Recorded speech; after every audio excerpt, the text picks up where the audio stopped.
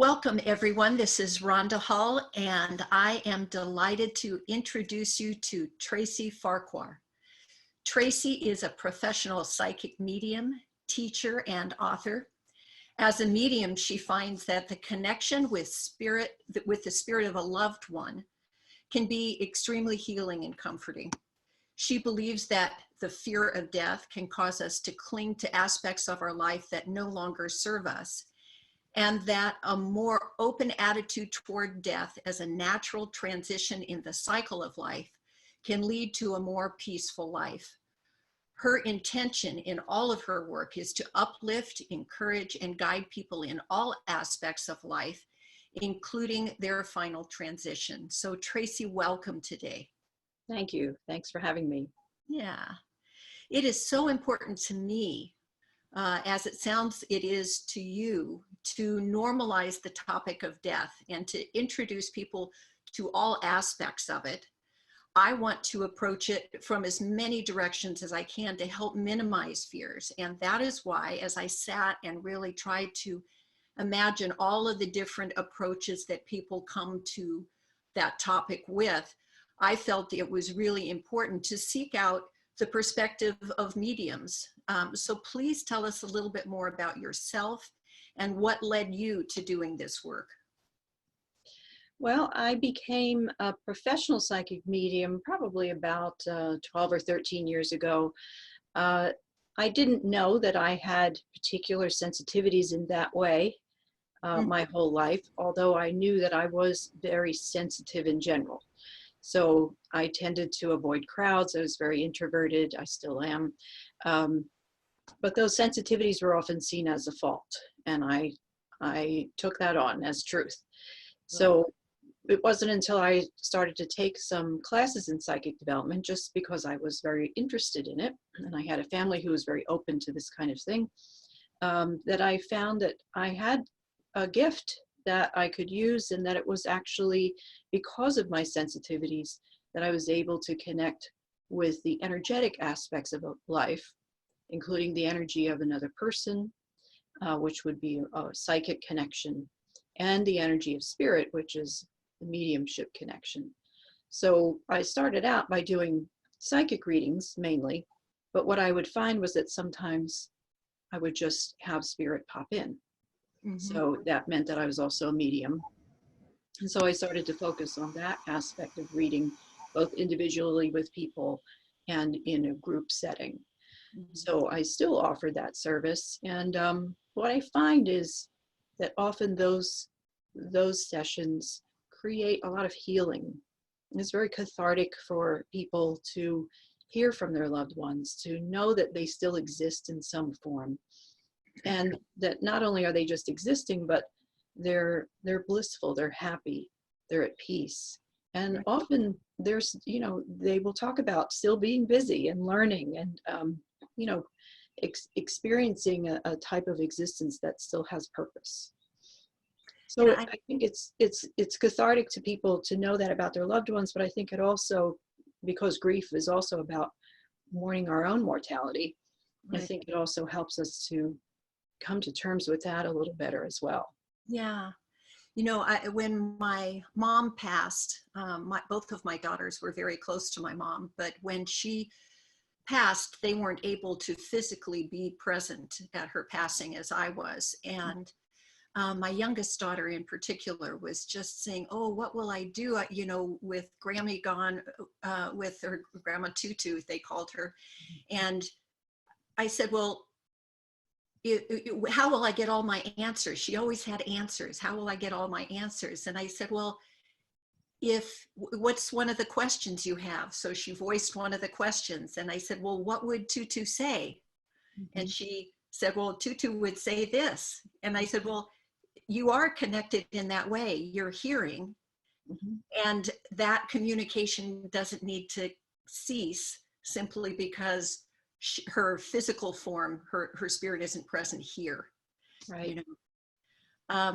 Death creates such an allergic reaction for so many, and some of it is because of their religious background or fundamental beliefs, or just because they haven't been exposed to it. And given the challenges that we face because of the coronavirus, we have unavoidably, like you say, we've all bumped into our mortality. So for some, that idea of being a medium is just so strange and brings up that similar reaction. I feel many people are at least curious about your work if they're not willing to open their mind to embrace it. So what do you feel are people's greatest misconceptions about the work that you do? Mm. Well, I think, as you say, people have a lot of fear around the subject of death, and they certainly have a lot of fear around the subject of non-physical beings. So spirit beings, in every aspect of media, just our culture in general, they're depicted either as comical or as something evil and bad. And again, there are some religious beliefs around that as well. So we're not really surrounded with any kind of wisdom that is comforting around that. There's very little that depicts this as a positive experience, the connection with spirit. And so I think in the work that I do, when people come to either an individual reading or a group reading, and they realize that it's actually very comforting and it's very comfortable, and there's nothing scary about it, and there's nothing otherworldly or woo-woo about it. It just seems very natural. And they realize the strength of the connection and the power of that. And they feel it as well. I think that a lot of times people don't realize that they're also sensing the connection. They're not just hearing it from me. And they recognize, I think, that is a natural part of life. It's just, again, it's another form of existence. Right. And again, we don't really have that described to us in that way. Again, where our culture doesn't support that kind of depiction of spirit. Every paranormal program that talks about ghost hunting and things which I was always really interested in, it would start going into some dark place, and it was always something negative or demonic. And so it's no wonder that people are afraid of this work. Right. Yeah, I think people, the gross generalization is that people think of coincidences as arbitrary or happy accidents, when in fact, the definition of the word coincidence is coincide. They are simultaneous. And I think that the more science is supporting validating energy as the source, then it's, there's a crack in the door for people to be more open-minded to redefine what their own experience is, or what people like you are contributing to helping people feel more comfortable about. The two things we share in common is birth and death. And so anything we can do to help people feel more comfortable with death, to me, frees them to really live their life more fully. How old were you when you first bumped into an awareness of your own mortality and perhaps experienced a loss of someone you love, and how did your being a sensitive then kind of influence or unknowingly guide you to what you're doing now? Well, I lost grandparents when I was very young, but I don't remember that much. But I did lose significant people in my life in my 20s, a sister and a nephew, just within a few months of each other. And I think, even though I wasn't practicing any of this then, I still had strong beliefs about the existence of an immortal soul. And that really did help. Of course, we're always going to have grief. We're always going to mourn. We can't escape that in this lifetime. It's something that we really need to experience. And if we need to experience it as part of the human experience, there's something in it for us. I'm convinced of that, even though we think that it's a bad thing. And so, at the time, clearly was an upsetting situation, but I don't think that I clung to the heaviness of the grief quite as long as I might have, just by knowing that they haven't, ceased to exist. Right. That they've carried on their life in another way, in another time and place. And so that belief, I think, again, I had some of those core beliefs already, just from the way I was raised, being in a family of very open-minded people. My mother had been Catholic, but was a lapsed Catholic, but she still had beliefs around spirituality and God, and found a lot of comfort in that. And so, but I didn't really start to integrate that into a higher form of recognition of what spirit really was until I started doing this work and actually feeling the connection with that energy, and picking up information from them, which was immediately verified by the person I was reading. Then I realized this is a real thing. It wasn't just a belief. It now becomes a real thing. And so if somebody asks me now if I believe in the afterlife, I will say, no, I know it. I know it. It's not just a belief. It's something that I have experienced and felt. And, I felt the presence of these beings. I've heard their words and seen them in my inner vision. So it's now beyond just something that I think or believe. It's not something unknown to me. And that gives me a lot of comfort. And I don't have a fear of death. Right. Well, I've when I was 17 is when I had my near-death experience, and that provided for me that evidence, or that deep down knowing that we are love, and love permeates this reality as well as that reality. There's no there and here. It is an energy force that we are. And given that my background started as a birth doula, and now very often I'm supporting those who are transitioning at the other end of the spectrum, it's where, we come through a tunnel towards the light.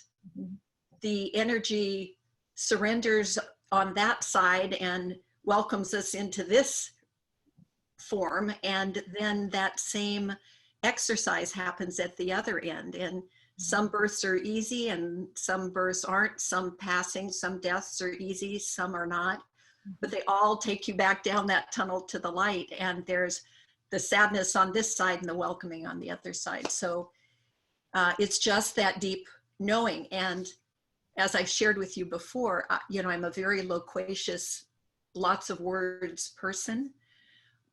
And when I talk of my near-death experience, that's where I can't find the words adequate to describe the knowing that it is. So, so tell people a little bit about what a typical session would be like for you, and perhaps even share one session or one moment within a session where that relief of people knowing that their loved ones are well and happy and at peace. Yeah, well, as I said, I do individual sessions, I do group sessions, so they're a little different. With an individual session, I'll normally ask the person to give me a few people that they might like to hear from. So it gives me a focus. I just ask for the first name and the relationship. There's something about the energy of the name that tends to kind of pull me into the energy of that spirit. And so often I'll be able to connect with someone that they're looking to hear from. Sometimes I'll start out with a few details about the person. They'll show themselves to me in a particular way, a physical way, how they looked in life, so that I can verify that that's who it is. Or I'll get a sense of their personality or just their life in general, some aspects of their life, just to start out with a sense of verifying that this is the person that they're asking for. Same thing happens in a group setting, except it's normally more just me picking up whoever happens to come through. And then there's a little bit more of that verification because I have to determine who it is and find the person in the audience that they're connected with. So that initial sense of, verifying that it's their person, will then lead to maybe some memories. Sometimes they'll talk about things from their life that bring back happy memories. These sessions often have laughter in them. There's usually talk about happy memories, things that may have been something really special that brings some laughter to them. There can also be tears, but they're usually tears of happiness and connecting. And, there can be some sadness as well and missing the person, but normally I feel that there are tears of relief and release, and that in the beginning, when I first started doing these readings, I would be horrified that I made somebody cry. And I remember very early on, I was picking up on this older woman's husband who had passed. And when I do readings, my eyes are closed all the time. It helps me to focus inward. So I wasn't looking at her face. I just, I don't remember much about the reading. I just know that I picked up her husband. And at the end of the reading, when I opened my eyes, she's crying. And I thought, oh, I can't make people cry. How can I do this? And I was like, that's it. I'm not going to do this anymore. I can't do this. And it was in someone's house. It was like a group reading where people were coming in. And so as I was leaving, very sure that was going to be it. I was never going to do this work again. Members of her family came up to me and said, you don't know how much that meant to her to connect with him. It was so healing. It was so comforting to her. And then I realized that those were tears of relief and release, and that tears aren't something to avoid, and that I was putting a judgment on that wasn't really truth. So now I say it's not a spirit gallery till somebody cries, Yeah. And again, it's we also have a cultural conditioned response to tears as well, that, don't cry, hold it in, people will apologize. But the whole experience can be, again, just giving someone this space, holding the space for them to experience the connection with their loved one, to really feel whatever grief they're still holding and perhaps release some of it in that moment. And that often, what I find is that people connect with me later, and that healing tends to continue. Yes. As, they'll think about it later. They'll remember some of the things that were said. Sometimes they'll take notes and look back on them. And they'll say to me, you don't know how much it meant to me to connect with my mother, my father. And often it's interesting that you mentioned how your daughter wasn't able to be present. And, when your mother passed, that's often something that people will feel bad about. Yeah. And what I always get from spirit is, your not being there allowed me to let go. Right. And I even had a hospice worker say that to me when my mother was dying, because I was pregnant at the time, and the stress of seeing her was making me have contractions, and I wasn't going as often, and I felt bad. And the hospice worker just called me and said, I just want you to know it's okay, because she needs to have permission to go. Right. And if you're sitting there with her, she'll want to hang on and stay with you. Yeah. I in the times that I have held the space, and that phrase is so important. But so remind me if I forget to come back to that phrase. But when it's, if we are energy, I have always shared with my kids, like in our human form, we always want to have that physical connection. That's why currently it is so difficult for people, because they can't hug, they can't touch. You have to have this distance. And my son-in-law's grandmother just passed a few days ago, and fortunately they arranged a way that they could gown and come in and see her and say goodbye. But so often that's not happening now. Yet I've always held the belief, and I've passed on to my kids, that you can be with someone as quickly as your thoughts can take you there. It's not in the form that our ego, body, mind wants to have it in, but that connection is always present. So that phrase of holding the space, I've noticed that the conversations that I've had with people, you know, those that I've reached out to say, hey, will you share a conversation that talks about the importance of death as a way to invite us to live life fully, that it's a common thread of people inevitably using that phrase of holding the space for someone. So whether it's a hospice worker, a caregiver, somebody sharing about a near-death experience, and you're talking about mediumship, that phrase of holding the space is so important. And it's been challenging for me in my work long ago, being a bridge person between that uncertain, unknown, energetic spirit part of our life that doesn't fit on a business card, you know? It's like, what is the it that you do? Well, I hold the space for people as a birth doula, as a death doula, at any transitional moment in between, as a counselor. That's what I've done.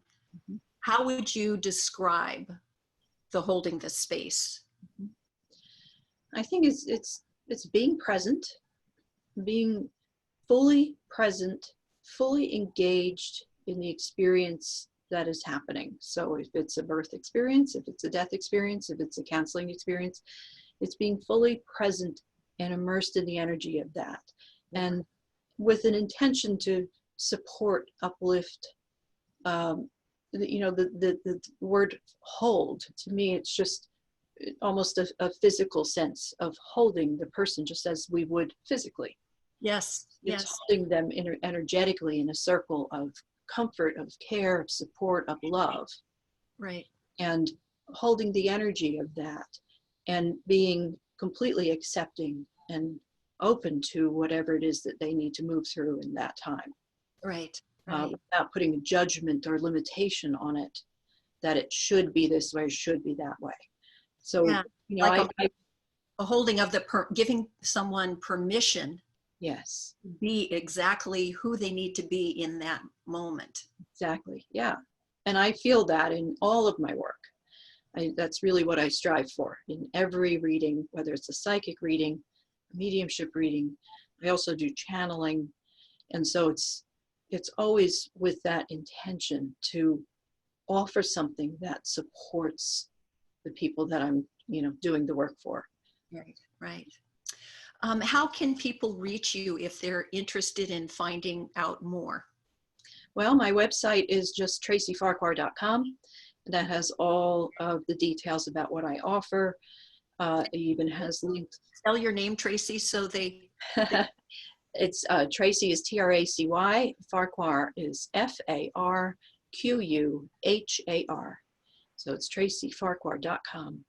All the details about what I offer as far as readings. And then I also offer classes and workshops, all online at the moment. And all of my work is also done online or by phone, all my readings as well. Yeah. So you can even schedule your appointments or register for a class right on my website. Yeah, I think that's another important thing. So many people are transitioning now to doing online work, but rather than in person. So you find that the energy awareness that you need to do the work that you do is still, it transcends Zoom and in person and telephone lines, and so you can do readings in any form, right? Yes, well, to me, you know, when I teach psychic development, I use the word intention over and over again because that's really what directs the experience. So my intention to connect with anyone is not limited by time and space. Energy isn't limited by time and space. I had to learn that though, because in the beginning, I only did face-to-face readings. And then I started to meet people all over the world at various conferences I was attending. And I kind of got pushed into doing distance readings. And I immediately saw that it was exactly the same, you know, and I came to understand, well, energy is not limited by time and space. Right, right. Well, I also have two books, by the way. So my two channeled books are, well, first one is called Frank Talk, and the second one is called channeled messages from deep space, which I wrote in conjunction with Mike Dooley. Oh, wonderful. Wonderful. Thank you for sharing. Mm-hmm. Do you have any final words or insights to leave with our listeners today? Well, I think one of the things that causes us the most fear, that is really the basis of fear of death and spirit, is the unknown. It's something that our minds have difficulty grasping intellectually, logically. It doesn't fit the scientific sense of life. It doesn't really correspond with our five senses of physical reality. And so I think one of the ways that we can start to transcend that is to just, like as you've mentioned, you recognize that everything is energy, and that energy isn't just what we can sense with the five senses. There's energy that we can sense that is not visible to us, energy that we can't hear or smell or see, and that, you know, we know that that exists in the universe. So coming to terms with that, I think, can help you release the fear of the unknown, and just know that we are pure love, and that doesn't change. In fact, it becomes even more pure when we leave the body and we go into spirit. So there's nothing to fear there. And you know, I think, again, ask yourself where some of these fears came from. If they came from a background that used fear to manipulate you, then know that you can release that belief and start to transform that belief into something that is more love-based. Right. That's what we really are. Right. Yeah, I think any tool can be used for good or not for good. And so it's, again, the intention. Thank you so much, Tracy. I'm hoping that, well, I'm not even hoping, I'm knowing that what you've shared today will help many just have yet another way that they can embrace the value in death being an essential part of life. Thank you, Rhonda, for the opportunity. It was great. Thank you.